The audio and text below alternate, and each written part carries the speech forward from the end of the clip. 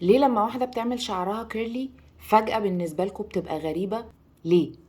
بيقولوا الكيرلي بقى مقبول وعادي في المجتمع اللي احنا عايشين فيه، بس ليه لحد دلوقتي وانا ماشية في الشارع الناس بتبصلي بصات غريبة قوي وبيقعدوا يهمسوا لبعض وكأن انا كائن فضائي او زومبي ورايحة اعضهم.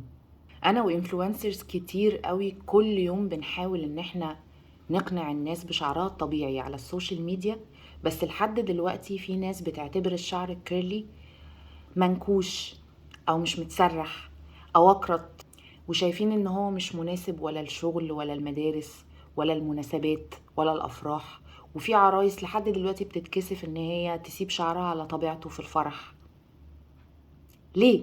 ليه لما واحدة بتعمل شعرها كيرلي فجأة بالنسبة لكم بتبقى غريبة وبتقعدوا تهمسوا وتتريقوا عليها وانتوا شايفينها معدية من قدامكم؟ ليه؟ احنا مش بنروج للكيرلي كموضة، احنا بنحاول نخلي الناس تحب شكلها الطبيعي في زمن غلب فيه الاكستنشنز والبواريك والفيلر والبوتوكس وكل الممثلات بقهم قد كده.